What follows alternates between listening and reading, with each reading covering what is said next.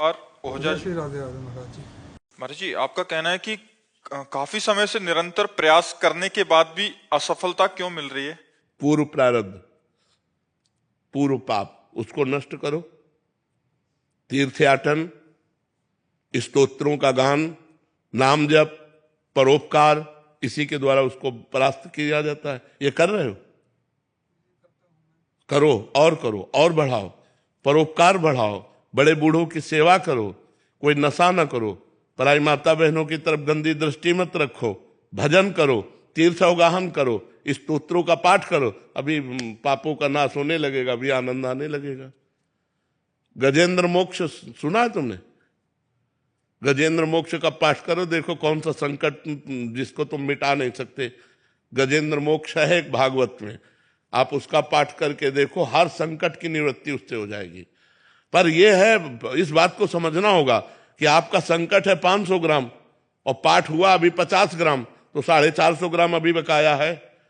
जब हम इतना पाठ कर लेंगे कि 500 के ऊपर चलेंगे, तब हमारा मंगल शुरू हो जाएगा। मधुसूदन अग्रवाल जी। राधे राधे राधे महाराज जी। महाराज जी, परम धर्म क्या है? धर्म की परिभाषा तो परहित सरिस धर्म नहीं भाई और पर पीड़ा सम नहीं अधिमाई। इसे देखकर तो समझ आता है महाराज जी, और अपने जीवन में उतारने का प्रयास कर रहा हूं, पर परम धर्म सा वै पुंसाम परो धर्मो यतो भक्ति अधोक्षजे, वही परम धर्म है जिससे अधोक्षज भगवान श्री कृष्ण के चरणों में प्रेम हो जाए। हमारा परोपकार करना, हमारा तीर्थ अवगाहन करना, हमारा नाम जप करना, हमारा भगवत लीला कथा सुनना, ये सब सार्थक तभी है जब भगवान से प्रेम हो जाए। एक क्षण के लिए भी भगवत विस्मरण ना हो और हृदय में व्याकुलता पैदा हो जाए कि मैं जन्म मरण के चक्र से मुक्त होकर भगवान के नित्य धाम में, उनकी नित्य सेवा में जाऊं। ये जो हम लोक धर्म का पालन करते हैं, इसका फल है परम धर्म की प्राप्ति। धर्मम भजस्व सततम त्यज लोक धर्मान, सेवन सदा साधु पुरुषन जहि काम तृष्णाम, अन्यस्य दोष गुण चिंतन मास त्यक्त्वा सेवा कथा रसमहो नितराम पिबत्वम। बोले धर्मम भजस्व सततम, सतत धर्म का ही सेवन करना चाहिए, धर्म से ही चलना चाहिए, धर्म का पालन करना चाहिए, धर्म का ही भजन करना चाहिए, अर्थात धर्म का सेवन करना चाहिए। बोले किस धर्म का? बोले त्यज लोक धर्मान, लोक धर्मों का त्याग करके भागवत धर्म का। सर्वधर्मान परित्यज्य मामेकम शरणम ब्रज, लोक धर्म का त्याग करके भागवत धर्म का पालन करना। बोले ये कैसे प्राप्त होगा? बोले सदा साधु पुरुषों का सेवन करे तो भागवत धर्म का अंदर प्रादुर्भाव हो जाएगा। सेवन सदा साधु पुरुषन। अब साधु पुरुषों का संग कैसे करना है? तो बोले जहि काम तृष्णाम अन्यस्य दोष गुण चिंतन मासु त्यक्त्वा, दूसरे के गुण दोष का चिंतन त्याग दे और कामना, सुने हुए भोगों के भोगने की इच्छा का नाम कामना, और तृष्णा, भोगे हुए भोगों को भोगने की इच्छा का नाम तृष्णा। कामना और तृष्णा का त्याग कर दे तो संत पुरुषों के संग का रंग आ जाएगा। यदि हम दूसरों के दोष गुण चिंतन करना त्याग दें और कामना और तृष्णा का त्याग करके संत सेवन करें तो हमारे हृदय में बहुत जल्दी भागवत धर्म का प्रादुर्भाव हो जाए। अन्यस्य दोष गुण चिंतन मास मुक्त्वा सेवा कथा रसम हो नितराम पिबत्वम। तो बोले अब कामना और तृष्णा का त्याग कैसे हो? दूसरों के गुण दोषों का चिंतन त्याग कैसे हो? बोले रात दिन भगवान का चिंतन करो, भगवान की सेवा करो, भगवान के कथा रस का पान करो, भगवान की लीला का गायन, लीला का श्रवण, लीला का चिंतन, किसी व्यक्ति के गुण अवगुण का चिंतन न करो। तात सुनो मायाकृत गुण और दोष अनेक, गुणया उभय न देखी, देखी सो अविवेक। इसलिए अविवेक का त्याग करके किसी के गुण दोष का चिंतन न करते हुए सेवा कथा रसम हो नितराम पिबत्वम, भगवान की लीला कथा रस का पान करो, उसी का चिंतन करो, संत महापुरुषों का संग करो, कामना तृष्णा का त्याग करो, तो तुम्हारे हृदय में परम धर्म का प्रादुर सावई पुरुषाम परो धर्मो यतो भक्ति अधोक्षजे। परम धर्म वही है जिसमें भगवान श्री कृष्ण के चरणों में प्रेम हो जाए। सीमा सिंह जी, राधे राधे महाराज जी। महाराज जी, प्राणी मात्र से प्रेम करना और संसार को वमन की तरह त्यागना, ये दोनों एक साथ कैसे संभव? प्राणी मात्र से प्रेम नहीं करना, प्राणी मात्र में भगवत भाव करके प्रेम करना है। तो हमारा जो राग है, जो मोह है, वो नष्ट हो जाएगा। हमारी दुर्गति होती राग और मोह से। मोह सकल व्याधिन कर मूला, मोह मूल बहु शूल प्रद, यही तो हमारी दुर्गति का कारण है। समस्त प्राणियों में भगवत भाव करके, जड़ चेतन जग जीव जत सकल राम में जानी, अब कोई फंसाव नहीं। और भोगों का त्याग वमन के लिए, ये प्राणी से संबंध नहीं रखता, ये वस्तु से संबंध रखता है। किसी भी वस्तु के भोगने की इच्छा या किसी शरीर के भोगने की इच्छा उसके अंदर नहीं रह जाती। जो भगवान के आनंद में, भगवदानंद में जब एक बार मन लग जाता है तो फिर इन भोगों का रमा विलास राम अनुरागी तजत बमन जिम जन बड़भागी। वो बड़भागी जन जो भगवान के जन हो चुके हैं, भगवान के निरंतर चिंतन में लगे हैं, उनको इतना भगवदानंद मिलता है कि ये विषय भोग ऐसे छूट जाते हैं। जैसे बमन की तरफ कोई देखना नहीं चाहता, ऐसे वो भोगों की तरफ देखना भी नहीं चाहेगा। भोगने की तो बात जाने दो। तो प्राणी संबंध और भोग संबंध, ये दोनों डिपार्टमेंट अलग अलग हैं। हमारी दृष्टि सर्वत्र भगवत भाव से हो तो हम समस्त प्राणियों में भगवान का चिंतन करते हुए, भगवान का दर्शन करते हुए व्यवहार करेंगे, कभी फंसेंगे नहीं। हम फंसते हैं व्यक्ति वस्तु स्थान के चिंतन से। भगवत चिंतन मुक्त करता है, फंसाता नहीं है। और भजन का फल होगा जब आपके अंदर भगवदानंद आएगा, तब विषय बमन की तरह त्याग होगा। तो इस बात को आप समझें, वो दो बातें हो गई, एक बात नहीं है। फारूक कबीर जी, महाराज जी, मनुष्य का ऐसा कौन सा कर्म या चरित्र गुण है जिससे परमात्मा सबसे ज्यादा प्रसन्न हो? ऐसा कोई कार्य जो एक मनुष्य दूसरे मनुष्य के लिए करे जिससे भगवान राजी हो जाए? बस इसी से। उस कार्य का कोई नाम नहीं है। किसी का एक्सीडेंट हो गया, आप जैसे अपने भाई का एक्सीडेंट हुआ तो कैसा लगेगा, अपने पुत्र का हुआ तो कैसा, हम तुरंत उसमें इन्वॉल्व हो, तुरंत हम उसमें। कोई भूखा है, हम अपने हिस्से का भोजन दे दें। कोई सर्दी से कांप रहा है, हम अपना वस्त्र उतार के दे दें। कोई बीमार है, आज हम मनोरंजन में पैसे नहीं खर्चा करेंगे, आज हम बीमार को दे देंगे। परोपकार, ये भगवान को बहुत पसंद है। सबसे ज्यादा पसंद भगवान की बात है कि परोपकार करना। जटायु जी से कह रहे हैं, ये हमारी कृपा से तुम्हें सदगति नहीं प्राप्त हो रही, ये तुम्हारे कर्म से प्राप्त हो रही। जो तुम सीता जी की रक्षा के लिए अपने प्राणों की बाजी लगा दी, यही कर्म तुम्हें परम पद में पहुंचा रहा है। तो परहित सरिस धर्म नहीं भाई। अगर हम दूसरों को भगवत भाव से युक्त होकर सेवा पहुंचावें तो वो सीधे भगवत प्रसन्नता प्रदान करती है। और जो दूसरों को कष्ट देता रहता है, तो चाहे जितना बड़ा तपस्वी हो, भगवान उससे वैर कर लेते हैं। जैसे हिरण्यकश्यप, जैसे रावण, ये बड़े तपस्वी थे, साधारण पुरुष नहीं थे। अपने तप के प्रभाव से वरदान प्राप्त किए हुए थे। भगवान ने काट के फेंक दिया, फाड़ के फेंक दिया। हिरण्यकश्यप को फाड़ के फेंक दिया और रावण को काट के फेंक दिया।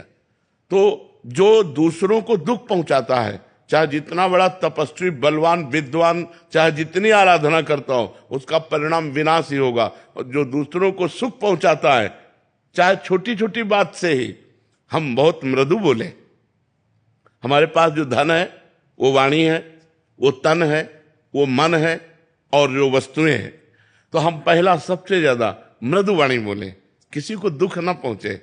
दूसरा, हम तन से वही कार्य करें जिससे दूसरे को आनंद मिले, दूसरे को सुख पहुंचे। हम मन से वही संकल्प करें जिससे दूसरों को लाभ मिले। दूसरों, खुद को ठगा लो और दूसरों को, तो आपको परम लाभ मिलेगा। दूसरों को सुख मिला आपको ठग के, तो आपको जो देगा मालिक, तो इन ठगने वालों से कोई फर्क नहीं पड़ता। इसलिए तन, मन, धन, वचन, इनके द्वारा हमारा उद्देश्य बन जाए कि किसी भी प्राणी को कष्ट नहीं देंगे। बस भगवान प्रसन्न हो गए। अब देखो कैसे कैसे लोग निर्दयी होते जाते हैं, पराई बहन बेटियों के साथ दुर्व्यवहार करके काट देना, मार देना, यहाँ पशुओं को भून भून कर खाना, काटना, उबाल। अब ये सब दुर्गति होने वाली है इन लोगों की। ये जितने ऐसे आचरण करते हैं ये सब यहाँ जलेंगे और नरक में जलेंगे, तब जाके पवित्र होंगे, फिर पशु पक्षी भूत प्रेत की योनियां प्राप्त होंगी। इसलिए मनुष्य योनि जो मिली है वो परोपकार करने के लिए मिली है। परहित सरिस धर्म नहीं भाई, दूसरों को सुख पहुंचाओ, इससे बड़ा कोई धर्म नहीं है। यही भगवत भाव से, इसी से भगवान प्रसन्न हो जाते हैं। हरीश कुमार अग्रवाल जी। राधे राधे राधे महाराज जी। महाराज जी, वर्तमान में मैं समस्त पारिवारिक उत्तरदायित्वों से निवृत्त हो चुका हूँ। विगत 1 वर्ष से आपकी एकांतिक वार्तालाप का श्रवण कर रहा हूँ। मेरी माता एक संत सेवी भगवत भक्त एवं साधा जीवन व्यतीत करने वाली और साधना में रत थी। मुझे स्वामी श्री राम सुखदास जी महाराज जी और पूज्य नारायण दास जी भक्सर वाले मामा जी के दिव्य संस्कार विरासत में प्राप्त हुए। अब मैं भगवत प्राप्ति की दिशा में गंभीर प्रयास कर रहा हूँ, किंतु सामाजिक तथा पारिवारिक वातावरण बारंबार मेरे मन को विक्षिप्त कर रहा है एवं साधना में विघ्न उत्पन्न कर रहा है। इसीलिए बरबस राज सुतहि नृपदीना और हरि हित आप गवन बन कीना। जब श्रवण समीप भये श्रुत केसा मनो जरठ पर अस उपदेशा। कान के समीप के बाल सफेद होकर मानो कान में कह रहे हैं कि अब तुम्हारी वृद्धावस्था आ रही है और आगे इसके जो आने वाली उसका नाम मृत्यु अवस्था है। अब उपाय कर लेना चाहिए भगवत प्राप्ति का। तो हर हित आप गवन बन की, भगवान के लिए हमें एकांत सेवन करना चाहिए। परिवार के मोह से निवृत्त होकर अपने कर्तव्य का पालन कर चुके हैं। अब आप लोग खाओ पियो आनंद लो, हम जैसे बने तैसे, अब हमको छेड़ो मत। घर में ही सही पर एकांत वनवासी की तरह सेवन करें और जथा लाभ संतोष सदा काहू सो कछु न चाहूंगो। अगर दिन में एक बार भी भोजन मिल जाए तो पेट पालन करे, किसी की निंदा न करे, कोई झगड़ा न करे, बच्चों पर अपना अधिकार न जनावे। जो हमें भिक्षा की तरह मिल जाए उसे खाएं और रात दिन भजन करें, तो घर में रहते हुए भी वो सन्यासी को जो गति प्राप्त होती वही गति प्राप्त हो सकती। अब आज का समय बाहर भागने का नहीं रह गया है। बाहर आश्रमों में जाओगे तो सब अर्थ प्रधानता रह गई है। वो बहुत कलयुग का प्रभाव बढ़ता चला जा रहा है और अर्थ की आवश्यकताएं इतनी बढ़ गई। हमें तो लगता है चुपचाप अपने घर में एक कमरा आश्रम मान लो और वहीं सन्यास का भाव करके भजन करके मुक्त हो जाओ, ये बहुत बढ़िया है। जीवन भर जो कमाया है उसी की 2 रोटी खाकर भजन करो, भगवान को प्राप्त हो जाओ। दूसरे की हलवा पूड़ी का चिंतन मत करो, नहीं तो जो भजन हो रहा है वो भी बंद हो जाएगा। मोहन जी। राधे राधे राधे राधे महाराज जी। महाराज जी, आप कह रहे हैं कि आप एक रविंद्रनाथ ठाकुर जी का एक विचार पढ़ा था इन्होंने, तो मानवता की सबसे बड़ी विजय एक दूसरे के प्रति प्रेम सहानुभूति है, ना कि युद्ध और विभाजन में है। महाराज जी, आज के समय में हम ये अनुभव कर रहे हैं कि समाज में वैमनस्य, संघर्ष, मतभेद और भेदभाव की भावना दिनों प्रतिदिन बढ़ती जा रही है। मनुष्य मनुष्य के बीच दूरी बढ़ती जा रही है। प्रेम, करुणा, सहिष्णुता जैसा जीवन मूल्य पीछे छूटता जा रहा है। महाराज जी, ऐसे में आप आज क्या ये जागृत हो सकता है फिर से ये सब? जब तक बेविचार और व्यसन 2 पर अंकुश नहीं होगा तब तक प्रेम और करुणा ये कागज में लिखी रह जाएगी, हृदय पे नहीं आएगी। क्योंकि बेविचारी पुरुष, अपने प्राणों का पोषण करने वाला पुरुष, व्यसन करने वाला पुरुष, ये हिंसा, वैर, आसक्ति, कामना इन्हीं में भ्रमित होगा। और करुणा और प्रेम ये तो भागवतिक है। भगवान अद्वेष्टा सर्वभूतानां मैत्रः करुण एवच निर्ममो निरहंकारा सम दुखा सुखा क्षमी। ऐसा भगवान को बहुत प्यारा होता है, जो किसी में दोष दर्शन नहीं करता, किसी से द्वेष नहीं करता और सबसे मित्रता का व्यवहार रखता है और सबसे करुणा का व्यवहार करता है और ममता रहित है। मित्रता करते हुए ममता रहित है और करुणा करते हुए अहंकार रहित है और क्षमावान पुरुष, ये मुझे बहुत प्रिय है, भगवान श्री कृष्ण कहते हैं। तो ये जो स्थिति करुणा की है, अगर करुणा हो तो व्यभिचार बंद हो जाए। माताओं बहनों के साथ राक्षसी व्यवहार नौजवान लोग करते हैं, मार देते हैं। धन के लिए, व्यसन करने के लिए धन चाहिए और धन के लिए चोरी, हिंसा, छल कपट, मतलब कितना मानो गिरता चला जा रहा है। कि एक हमको क्लिप दिखाई, भगवान शंकर के अर्घे में चांदी लगी थी, वो हथौड़ी से काट करके, और चंद रुपए की चांदी, कितनी, कोई 2-4 किलो चांदी थोड़ी होगी, चंद रुपए की चांदी भगवान शंकर की अर्घे से उतार करके ले गए। माता बहन जा रही होती, चैन पहने ऐसे पकड़ के घसीट लिया, वो चाहे मुंह के बल गिरे, चाहे हाथ टूट जाए, पैर टूट जाए। मतलब कितना निर्दयी होता जा रहा है, मानो अपनी वासना की पूर्ति के लिए कुछ नहीं सोच रहा है। चाहे पशुओं को जलाकर खाना हो, काट कर खाना हो, हिंसा करना हो, जहां हर जीव पर दया करनी है, वहां करुणा मैत्री जहां करनी है, वहां हिंसा बढ़ रही है, स्वार्थ बुद्धि बढ़ रही है। तो ये बहुत कलयुग का कुप्रभाव बढ़ रहा है। अब यह है कि शास्त्र श्रवण और संत संग, इन्हीं से सद्गुणों का प्रादुर्भाव होता है। जैसे पहले लोग भगवान की छवियां हृदय में धारण करते थे, अब सब छाती में लगाए घूम रहे मोबाइल। मतलब मोबाइल छोड़ना आज के समय में, प्राण छोड़ सकते हैं लेकिन मोबाइल नहीं छोड़ सकते।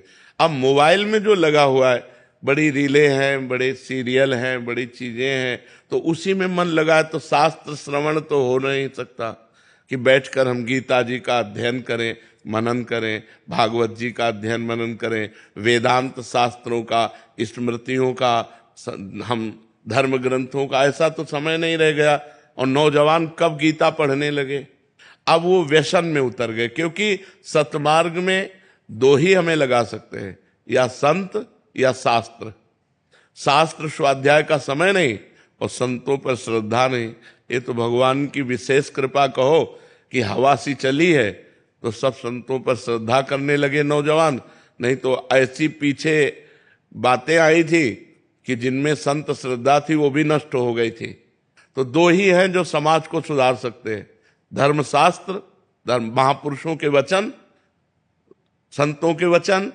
अगर हम संत वचन सुने, संत वाणी सुने, शास्त्रों का स्वाध्याय करें, तो आज हम फिर सुधर सकते हैं। अगर ये नहीं तो सुधरने की कोई चांस नहीं है, और अंततोगत्वा अपना ही विनाश करना पड़ेगा। जब आप धर्म से विरुद्ध चलोगे, पापाचरण करोगे, तो तुम्हारा मन ही तुम्हें करने के लिए प्रेरित कर देगा। अपने आप अपने हाथ से अपने को मारोगे यदि गलत आचरण करोगे, तो यही मन तुम्हें ऐसा प्रेरित कर देगा कि तुम अपना नाश स्वयं कर लोगे। इसलिए भाई, करुणा और मैत्री भागवतिक शब्द हैं। जब तक हम दूसरों के प्रति दया का भाव नहीं लाएंगे, करुणा का भाव नहीं लाएंगे, सबसे मैत्री नहीं करेंगे, तो हमारा मनुष्य जीवन मनुष्य। अब आप सोचो, पति पत्नी में मैत्री भाव नहीं है। जहां अर्धांगिनी कहा गया वहां मैत्री भाव नहीं। तो ऐसा समय चल गया कि पत्नी पत्नी में, भाई भाई में, माता पुत्र पिता में जो पवित्र संबंध है, उनमें भय का समावेश हो गया। अपनी माँ को पुत्र मार डाल रहा है, माँ अपने पुत्र को मार डाल रही है। मतलब बड़ा विचित्र समय आ रहा है। जब ये घटनाएं सुनो तो लगता है, शास्त्र में लिखा है कुपुत्रो जायेत क्वचिदपि कुमाता न भवति। तो आज जो हमारा मानसिक स्तर है वो राक्षसी भाव को प्राप्त होता जा रहा है।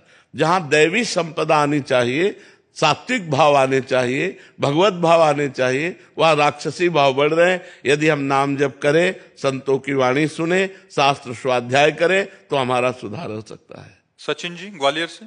जय जय श्री राधे राधे महाराज जी। महाराज जी, आपकी वाणी से सुना था कि स्वप्न में भगवान के दर्शन के अलावा सब मिथ्या है। तो महाराज जी, स्वप्न में किसी की निंदा करना, किसी पर क्रोध करना, फिर जब उठते हैं तो महाराज जी हृदय में बहुत जलन होती है। नहीं, स्वप्न तो झूठा होता है, उसमें क्या, कोई जलन नहीं होगा।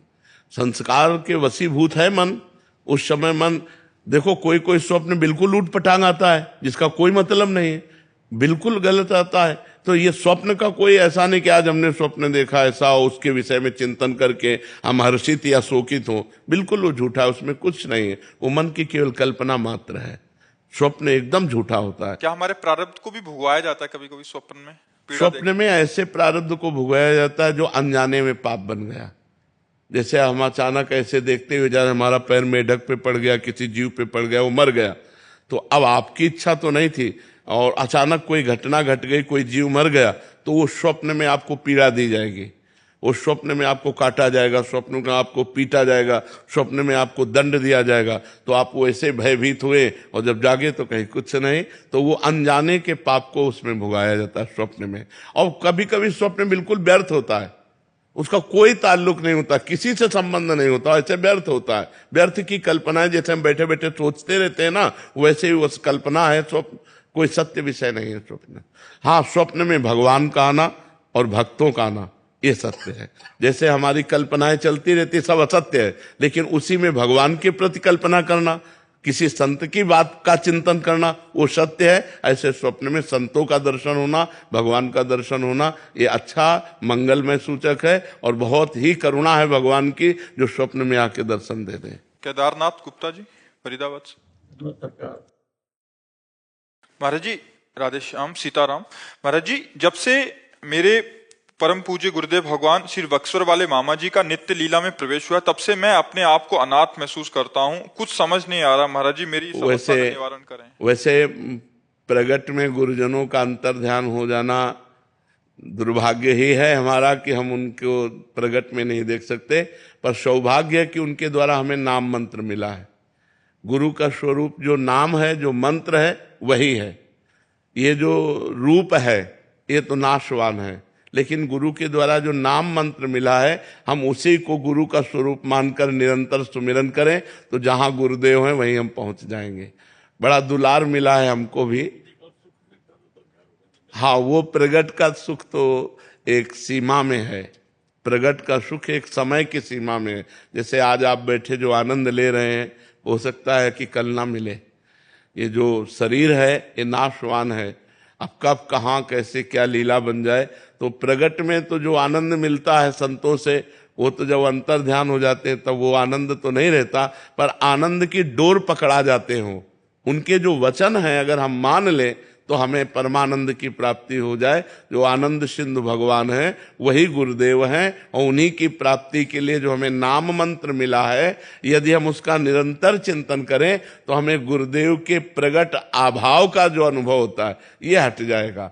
नाम मंत्र ही गुरुदेव का साक्षात स्वरूप है, और प्रगट शरीर तो नाशवान है, किसी भी संत का हो वो आज नहीं तो कल नष्ट होना ही है, पक्का समझ लीजिए। तो खूब नाम मंत्र जप करो, और जैसे देखा था वही भाव वही दुलार बार बार उनके सोचो तो आपको सुख मिलेगा कि हमारे गुरुदेव हमको ऐसे प्यार करते थे, ऐसे बुलाते थे, हमारे गुरुदेव ऐसे बैठते थे। ध्यान मूलम गुरु मूर्ति, पूजा मूलम गुरु पदम, मंत्र मूलम गुरु वाक्यम और मोक्ष मूलम गुरु कृपा। अनघा जी, राधे राधे। महाराज जी, महाराज जी, मैं जब भी कुछ करती हूँ, कोई भी काम करती हूँ, तो हमेशा मन में शंका रहती है, मैं सही कर रही हूँ या गलत। मेरे आत्मविश्वास में कमी लगती है महाराज जी, इतना ज्यादा हो जाता है कि अगर मैं नाम जब भी करूँ तो शंका रहती है कि मैं पूरे भाव से कर रही हूँ या नहीं। महाराज जी, इसका समाधान आप बताओ। तो भाव हो या ना हो, नाम जप में संशय मत करो। भाव कुभाव अनखालसहु, नाम जपत मंगल दिश दसहु। यदि नाम जप करोगी तो ये संशय भी नष्ट हो जाएगा। भगवान के नाम में अपार सामर्थ्य है, आप खूब नाम जप करो। और नाम जब मन ऐसा कहे कि ये श्रद्धा से नहीं हो रहा, ये भाव से नहीं हो रहा, तो फल तो बराबर मिलेगा। हम श्रद्धा से जहर खाएं या श्रद्धा से खाएं, मर तो जाएंगे ही ना। हम प्यार से अग्नि को छुए या जबरदस्ती छुआ दिया जाए, वो जला तो देगी ना। जिसका जो प्रभाव है वो अपना करके ही रहता है, तो नाम का प्रभाव क्यों नहीं करेगा? वो तो सच्चिदानंदमय है। भाव कुभाव अनखालसहु, नाम जपत मंगल दिश दसहु। राघव जी, राधा वल्लभ सिंह। श्री हरिवंश महाराज जी। महाराज जी, नित्य श्री रामचित मानस जी एवं श्री विनय पत्रिका जी का लयबद्ध विधि से गायन की क्या महिमा है महाराज जी? आपका तो जीवन ही रहा है महाराज जी पूर्व में। भगवान के आनंद में डूबना। जब हम ऐसे गायन करते हैं तो बहुत समय बाद उसका प्रभाव होगा, लेकिन जब हम राग से गायन करते हैं, संगीत के साथ गायन करते हैं, तो उसका तत्काल लाभ मिलता है कि हम झूमने लगते हैं, हमारा मन उसी में लगने लगता है, आनंदित होने लगता है। और गाते गाते जब हृदय पवित्र हो जाएगा तो सामने रूप दिखाई देता है। जो हम लीला गा रहे हैं वही लीला का चिंतन होने लगता है, फिर वो भगवान के प्रेम में मतवाला हो जाता है। लीला गायन का सीधा फल है मोह का नाश होकर भगवान की प्राप्ति होना। खूब भगवान की लीला का गायन करें। हमें तो ऐसा सौभाग्य मिला है कि सुबह 4 बजे बैठ गए और दिन के 2 बजे उठे। बालकांड, अयोध्या कांड, 2-2 कांड एक पूरे करके तब फिर लघु शंका के लिए उठे। अब नई अवस्था थी ना, तो खूब भगवान ने आनंद दिया है, खूब गायत्री जी का पुरस्चरण और सब अनुष्ठान सब खूब। अब पूरा जीवन हो गया, अब 13 वर्ष की अवस्था से लगे अब 55-56 वर्ष की अवस्था होने जा रही है। अब आज सुविधा हुई है, आज लोगों का सानिध्य मिला है। नहीं, हमने जीवन में कभी 2 आदमी खड़े होकर बात नहीं की। गंगा का किनारा, एकांत सेवन, अपने काम से मतलब। आज तक हमारा कोई दोस्त नहीं है पूरी सृष्टि में। जब दोस्त नहीं तो दुश्मन की क्या बात है। आज तक कोई दोस्त नहीं किसी से। सबको भगवान का स्वरूप मानना, सबसे प्यार करना, लेकिन प्यार केवल भगवान से करना, भगवत भाव से करना। तो एकांत सेवन करके यदि हम लीला गायन करें, एक होता है जैसे हम लीला गायन कर रहे हैं और लोग बैठे हैं, तो हमारी भावना लोगों को रिझाने के लिए, वो एक अलग लीला गायन हो गया। और एक हो गया हम एकांत में बैठकर लीला गायन कर रहे हैं, रोना आ गया, अब लीला गायन सार्थक हो गया। गदगद मम गुण गावत पुलक शरीरा और गदगद कंठ नयन बहानीरा। भगवान का लीला गायन करते हुए रोमांच हुआ, आंसू निकलने लगे। अब आगे गाया नहीं जा रहा और रुक गया। भगवान की रूप माधुरी छा, ये है फल, ये है लीला गायन का फल। जीव को जो सुख चाहिए वो संसार में नहीं है, इसीलिए चाहे जितना रुपया इकट्ठा कर लो, चाहे जितना भोग लो, आप असंतुष्ट ही रहोगे। और संतोष तब मिलेगा जब भगवान का भजन होने लगेगा, भगवान का लीला गायन करोगे, भगवान के भाव से दूसरों को सुख पहुंचाओगे। देखो हृदय, एक दिन अच्छा भोजन बनाकर आप पाओ और एक दिन वही अपने हिस्से का भोजन किसी भूखे को पवा दो, फिर देखो आपको कैसा लगता है। हृदय में जो एक शीतलता होगी, वो चाहे जितना अच्छा भोजन पालो आप, कभी नहीं होगी। जब दूसरों को पवाओगे तो वो जो शीतलता होगी वो भागवतिक होती है, वो अमोघ होती। चाहे जितना बढ़िया साल ओढ़ लो, वो सुख नहीं मिलेगा। जब कोई गरीब कांप रहा हो और उसको अपना साल उड़ा दो, फिर देखो आपको कैसा लगता है। फिर एक हृदय में उमंग आएगी। फिर भगवान से रंतिदेव जी कहते हैं कि मुझे इतनी सामर्थ्य दो कि विश्व में कोई दुखी ही ना हो, सबका दुख मैं भोग लूं। ये सबका दुख मैं भोग लूं, विश्व में किसी को दुख ना हो, ऐसी भावना करते ही हृदय आनंद में भर जाता है। और आज क्या है कि सब चाहे दुखी हो, मैं सुखी हो जाऊं। ये आसुरी भाव है, इसी आसुरी भाव से समाज दुखी हो रहा है। कौस्तुभ अग्रवाल जी, फर्रुखाबाद से। राधे राधे महाराज जी। महाराज जी, श्री जी की कृपा से मैं नाम जप करने का निरंतर प्रयत्न कर रहा हूँ, लेकिन महाराज जी जिस दिन भजन अधिक बन जाता है मन में अहंकार सा आ जाता है, लेकिन जिस दिन भजन कम होता है उस दिन ग्लानि क्यों नहीं होती? आज रह गया। ये बात ये कमी है, ये कमी है। अहंकार तो आना नहीं चाहिए, कृपा में आंसू आने चाहिए कि आज भगवान की विशेष कृपा हुई कि हमसे अच्छा भजन हो गया, क्योंकि भगवान की कृपा से भजन होता है। और जिस दिन भजन न हो तद विस्मरणेन परम व्याकुलते, हमें व्याकुलता होनी चाहिए। धिक्कार है हमारे मन बुद्धि को जो आज भगवान के भजन में कमी की, ऐसी ग्लानि होनी चाहिए। तो आज कर लिया, आज रह गया, कल कर लेंगे। नहीं, कल किसने देखा है, कल आए कि ना आए। आज करे सो, जो अभी का है, काल करे सो आज कर, आज करे सो अब, पल में परलय होएगी, बहुरी करोगे कब। इसलिए ऐसा ना टालो, भजन को मत टालो, गंदी बातों को टालो। जैसे गंदी बात के लिए मन कह रहा है तो फिर देखेंगे, अच्छी बात के लिए अभी तत्पर हो जाओ। ये मन महाराज जी पाप पुण्यों के जाल में फंसा रहता है, इसके ऊपर कैसे? नाम जप, यही तो है। नाम जप ही तो निर्मल करता है। निर्मल मन जन सो मोहि पावा, मोहि कपट छल छिद्र न भावा। तो निर्मल मन भगवान का भजन करता है। जितना भजन करोगे उतने मन निर्मल होता चला जाएगा। भगवान का नाम वो साबुन है जो मन को निर्मल करता है, इसलिए खूब नाम जप करो। पुण्य और पाप पुनर्जन्म का जो संस्कृति है, और इस जन्म में लोगों के बीच में पुण्य कमाया है, वो साथ साथ चलते हैं या अलग अलग चलते हैं या साथ साथ चलते हैं? नहीं, आप इसका क्रम समझिए। एक गोदाम है जिसे संचित कर्म कहते हैं। संचित कर्म माने अनेक जन्मों के कर्मों का जहां संचय है, उसे संचित कर्म समझ रहे ना। अनेक जन्मों के कर्मों का जो एक संचय है, गोदाम है, उसे संचित कर्म कहते हैं। उन संचित कर्म से जब शरीर रचना होती है तो मनुष्य शरीर की रचना पाप और पुण्य दो से होती है, देव शरीर की रचना पुण्य से होती है। जो यातना देह है नरक में जो मिलता है वो केवल पाप से मिलता है। मनुष्य देह की रचना इस मनुष्य लोक में पाप और पुण्य से होती है। तो वो संचित कर्म से पाप पुण्य निकाले गए जो हमारी गोदाम में जमा है, उनसे अनेक जन्मों से वो भगवान का जोड़ है, उसको जोड़ करके निकाला और मनुष्य शरीर में जन्म से लेकर मरण तक का विधान रच दिया गया। समझ रहे ना, जन्म से मरण तक का विधान रच दिया गया, उसे कहते हैं प्रारब्ध। अब जो हम कर्म कर रहे हैं इसे क्रिमाण कहते हैं। ये अभी साथ नहीं देंगे हमें।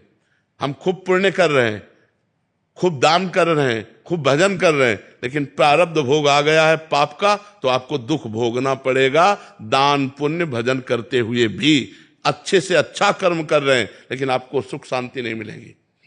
आपको वो प्रारब्ध भोग अशांत करेगा, वो प्रारब्ध भोग दुख देगा। जो आज कर रहे हैं ये कल आपके काम आएगा। वर्तमान का जो दान पुण्य है, वर्तमान का जो सत्कर्म है, वर्तमान का जो परोपकार है, वो भविष्य में आनंद देगा। लेकिन आज हमको दुख सुख का वो क्रम भोगना पड़ेगा जो शरीर रचने के समय रखा गया है। समझ पा रहे हैं आप? हाँ, वो आज तभी देखा जाता है पाप कर्म करने वाला बड़ा उन्नति को प्राप्त हो रहा है, एक धर्मात्मा पुरुष कदम कदम पे दुख भोग रहा है, तो वो क्रम उसके पुण्य का लग गया। जो पाप कर्म वर्तमान में कर रहा है और पूर्व का पुण्य संयोग, तो उन्नति को प्राप्त होता चला जा रहा है। एक पुण्य कर्म कर रहा है लेकिन उसका पाप संयोग बन गया, वो दुख पर दुख भोगता चला जा रहा है। इसी क्रम को न समझने के कारण लोग कहने लगते हैं कि जो धर्म में चलते हैं वो दुख भोगते हैं और जो पाप कर्म करते हैं वो घूस लेते हैं, बेईमानी करते हैं, वो बड़े अच्छे से। ऐसा नहीं है, ऐसा नहीं है। परिणाम जब अपने कर्म का आएगा तो वो पुण्य का आनंद होगा, सुख होगा, और पाप का दुख और विपत्ति और विनाश ही होगा। वो कभी सुख प्रदान नहीं कर सकता। आप समझ पाए? मोहित जी, राधे राधे। महाराज जी, महाराज जी, आपके द्वारा नाम जप की जो दवाई मिली उसका पहले तो कुछ बहुत रिएक्शन हुआ, पर बाद में जाकर मन और हृदय की अभी सफाई शुरू हो गई है। महाराज जी, महाराज जी, आप कह रहे हैं कि जो हिचौरासी जी पाठ या और भी जो पाठ हैं आपकी आवाज में सुनने को मिलता है महाराज जी, तो मतलब साथ साथ ध्यानपूर्वक पढ़ने और सुनने का जो फल है, क्या याद करना जरूरी है महाराज जी? याद करने से यह है कि हम जैसे ट्रेन में चल रहे हैं तो हम गुनगुना सकते हैं, पद हम गा सकते हैं। हम फावड़ा चला रहे हैं, पद गा सकते हैं, अंदर ही अंदर चिंतन कर सकते हैं। हम रास्ते में चल रहे हैं, पद गुनगुनाते जा रहे हैं। तो याद करना बहुत जरूरी है। याद कर लो। हम कह रहे हैं पूरी ना याद हो पावे तो 10 ही पद याद कर लो, तो वही 10 पद अगर हम दोहराते रहे तो नाम बाणी जहां श्याम श्यामा तहां, नाम बाणी सुनत श्याम श्यामा सुबस, नाम बाणी निकट श्याम श्यामा प्रगट, भगवत साक्षात्कार कराने में समर्थ चतुरासी जी। इसलिए कुछ पद तो याद ही कर लो। पढ़े हो तो फिर उसमें दुविधा क्या है? सुबह सुबह रोज पाठ करो, याद हो जाएगा। सुबह सुबह रोज पाठ करने से ब्रह्म मुहूर्त काल में जो चीज याद करनी हो, अगर ब्रह्म मुहूर्त में उसको पाठ करने के नियम में हम ले लें तो कुछ दिनों में वो कंठस्थ हो जाएगी। राधे राधे महाराज जी। महाराज जी प्रणाम। महाराज जी, जीवन में प्रभु की बहुत कृपा है, भजन में भी बहुत मन लगता है, परंतु एक अपराध हुआ है। गलती है, पाप नहीं है। क्या इसका कोई उपाय या प्रायश्चित संभव? क्या है? संपर्क परिस्त्री गमन गमन जी। सिर्फ मैसेज मन की तरंग है, इससे कोई नाम जप से सब धुल जाएगा। इससे कोई अपराध नहीं कहते। मन की तरंग है, नहीं संभाल पाए, वो कुभाव अंदर प्रकट हो गया, सद्भाव हट गया, कुभाव प्रकट हो गया, पर क्रिया ना हो पाना, ये बहादुरी की बात है।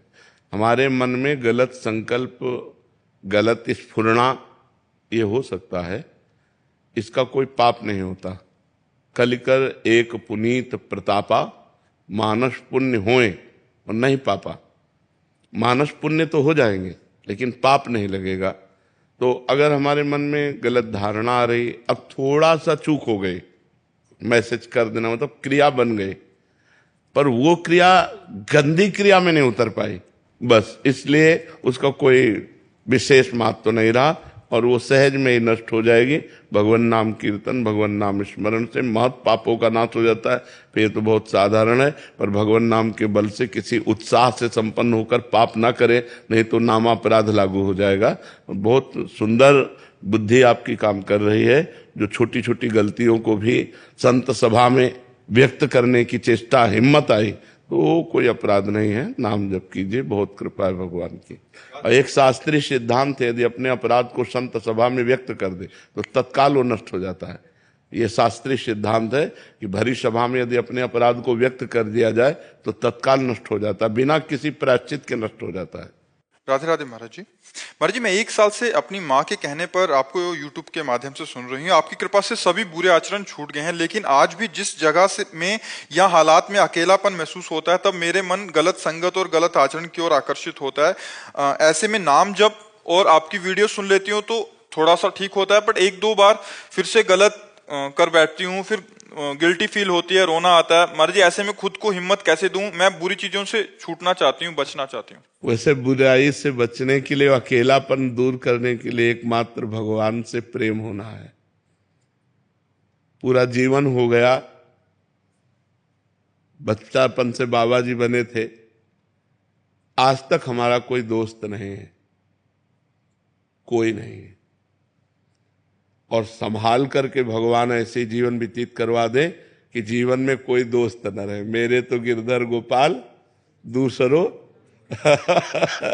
जब भगवान से प्रीति होने लगती है तो किसी की आवश्यकता, सच्ची मानिए, हम जब ऊपर से एकांतिक के लिए नीचे आते हैं तो एक बार हमारा मन, जो मंत्र चल रहा है, जो नाम चल रहा है, जो भगवत चिंतन चल रहा है, उसको छोड़कर मैं बात करूं जाके, पर लगता है नहीं, समाज हित के लिए भगवान ने बैठाला है तो चलो प्रश्न उत्तर करते हैं चल करके। हमारा मन समाज में राजी नहीं, तुमसे सच्ची कहते हैं, एकांतवासी रहा है मन, पर इतनी देर, अभी आखिरी है, जहां अभी हुआ थोड़ी देर के बाद हम एकांत हो जाएंगे 24 घंटे के लिए। जैसे अकेलापन में लगता है ना कि आपने कहा कि अकेलापन हमको गलत मार्ग में ले जाता है। अगर हम भगवान को अपना यार माने, भगवान को अपना प्यार माने, भगवान को अपना मित्र माने, तो 1 घंटे का संग भी बर्दाश्त नहीं, जबकि सत्संग है। हमारा मन हर समय अकेला रहना चाहता है, व्याकुल है। हम सौभाग्य मानते हैं जो अकेले होकर भगवान का भजन कर रहे हैं। तो अकेलापन हमें तब चुभेगा जब हम किसी व्यक्ति, वस्तु, स्थान को अपना साथी बनाने की सोचेंगे। अगर भगवान को बनाने की सोचेंगे तो अकेलापन अमृत लगेगा कि हमसे कोई न मिले, हमको कोई न देखे। तो हमें लगता है सच्चे यार तो भगवान ही है। यहां तो सब झूठे यार हैं, सच्चे प्यार तो भगवान ही है। आज भी आप लोग प्यार करते हो तो भगवान को ही प्यार करते हो। कैसे? जैसे मानो पत्नी बहुत सुंदर है, आप पत्नी से प्यार करते हैं, लेकिन पत्नी के हृदय से भगवान चले गए तो आप उसके शरीर को जला देते हैं। तो किससे प्यार कर रहे थे? भगवान से ही अनजाने में भी प्यार कर रहे थे। यदि जानकर भगवान से प्यार करें तो आपका प्यार निहाल हो जाए, आपका प्यार आपको अविनाशी बना दे, आपका प्यार आपको प्रेममय कर दे, आपको किसी की जरूरत नहीं पड़ेगी। भगवान से इतने सुंदर, इतने करुणामय, इतने कृपालु, पर हमारा भगवान से कनेक्शन होना बड़ा कठिन लगता है और संसार से चटपट हो जाता है।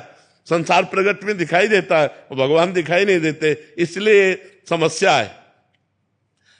समस्या अगर एक बार वो थोड़ी सी झलक दे दे तो अपने को अवसर मिल जाए ना कि यार हमारा अब अव्यक्त है, अब नाम जप कर रहे हैं, मन विषयों का चिंतन कर रहा है तो हृदय में जलन हो रही, तो उसका भी स्वाद नहीं मिल रहा, और भगवान का रूप ऐसा है कि देखने को नहीं मिल रहा।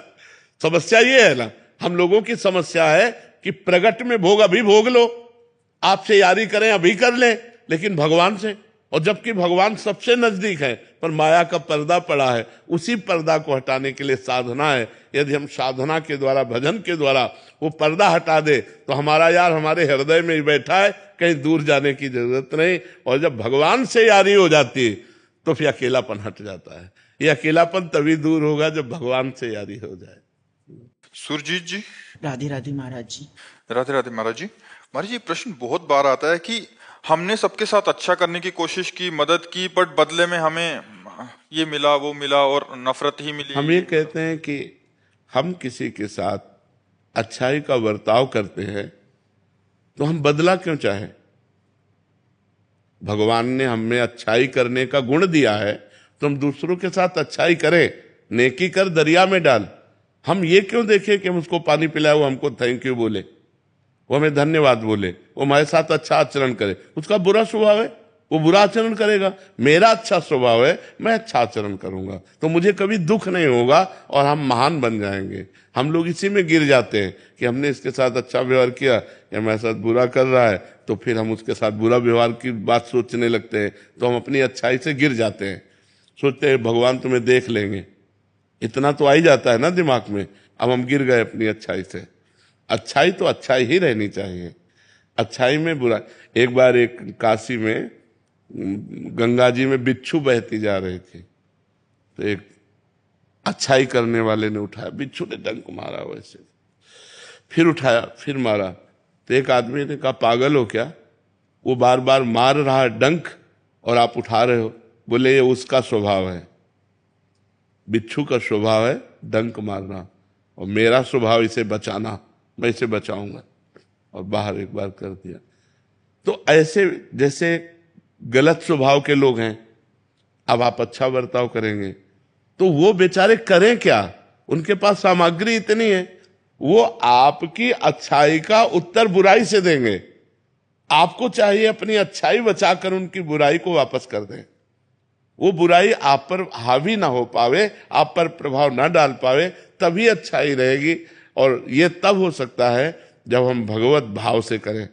इनमें भगवान विराजमान है तो हम इनसे बदला नहीं चाहेंगे, भगवान हमको देंगे। हमारी अच्छाई का फल हमें भगवान देंगे। ये क्या दे सकते हैं? ये बुराई ही दे सकते हैं। इस तो हम प्रसन्न रहेंगे।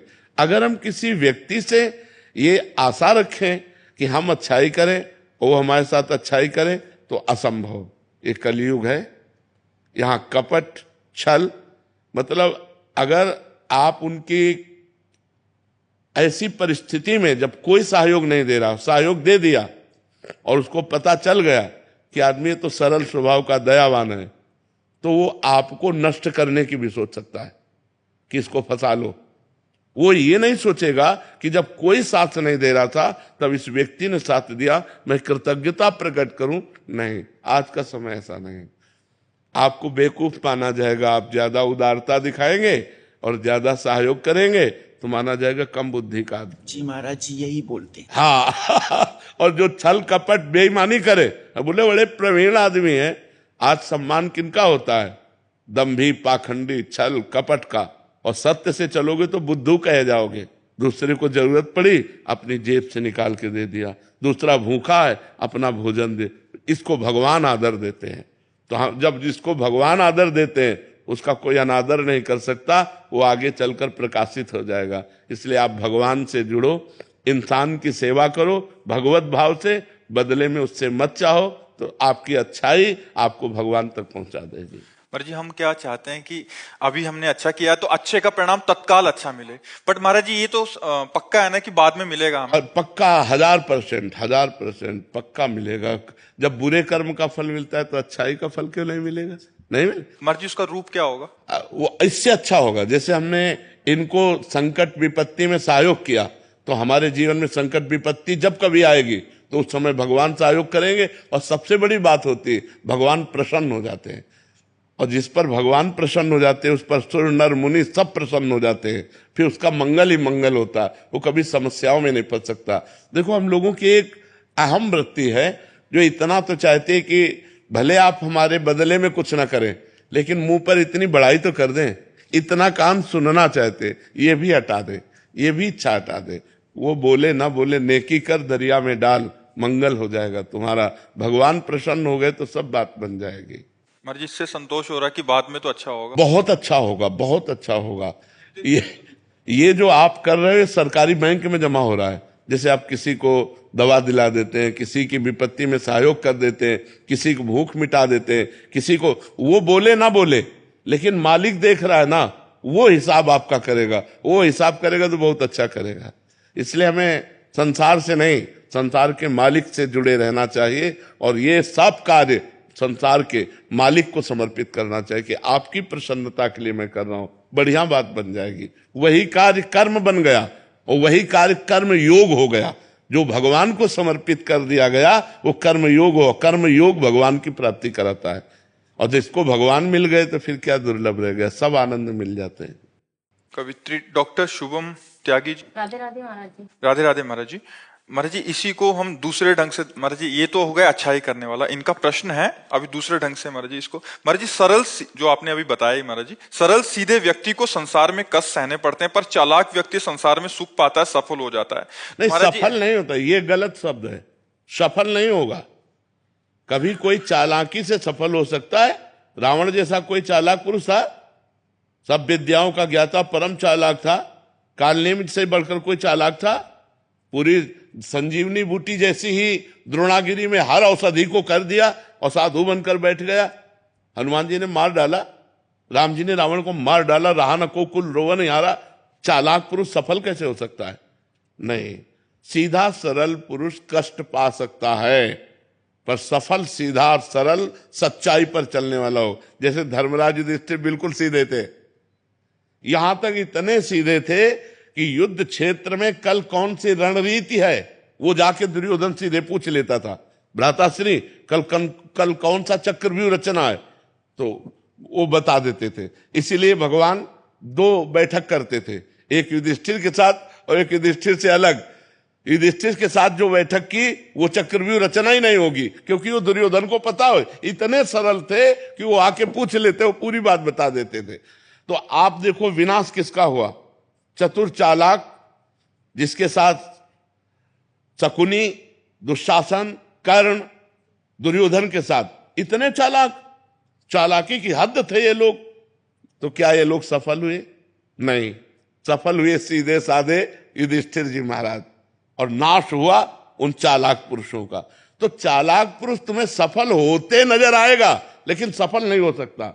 सीधा साधा पुरुष तुम्हें दुख भोगते नजर आएगा, लेकिन वो दुख भोगेगा नहीं, आगे चलकर वही विजय को प्राप्त होगा।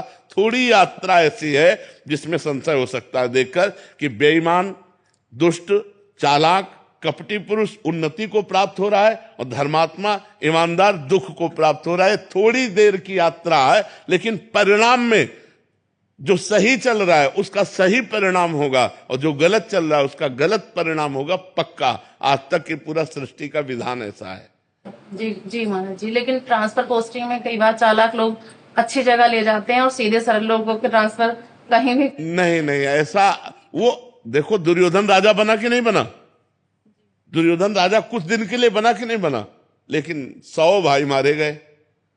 असली में राजा हस्तिनापुर के महाराज युधिष्ठिर ही बने।